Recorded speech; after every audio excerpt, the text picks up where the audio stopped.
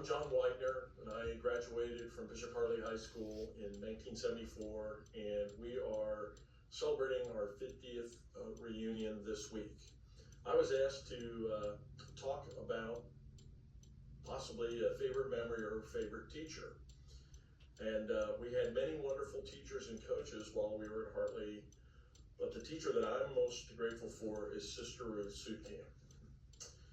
I had Sister for chemistry and physics, and during our time at Hartley, I had very little appreciation for why Sister ended her prayer at the beginning of class the same way every time.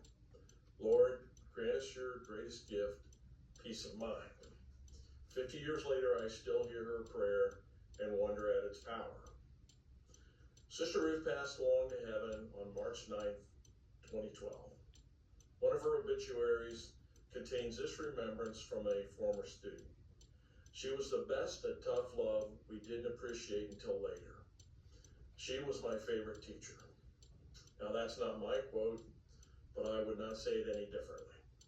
I visited with Sister several times after graduation. During a visit in the physics lab one afternoon while I was home from the Naval Academy, I shared with her what I thought was some joyful news about my faith journey. She just smiled and said, "I'm glad that you're feeling happy for yourself.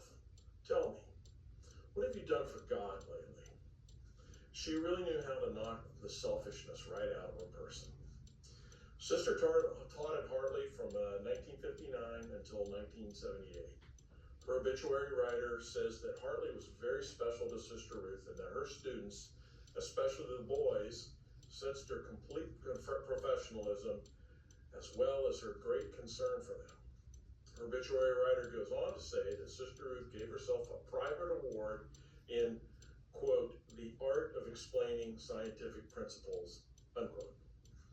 In 1978, at the age of 61, Sister Ruth enrolled at Ohio State as a student of pharmacology.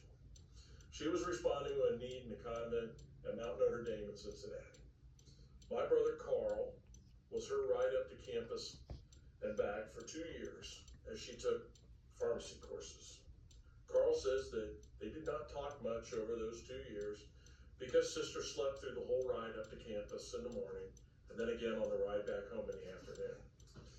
Going back to school over age 60 proved to be too much of a grind. She never completed the degree program, but learned enough to essentially run the in-house pharmacy at Mount Notre Dame Health Center under a supervising pharmacist.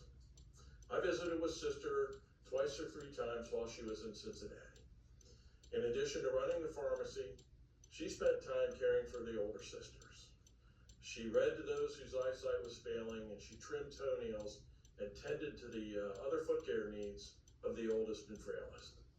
During one of our meetings, she recommended anyone interested in a labor of true love and service to others should try taking care of old feet.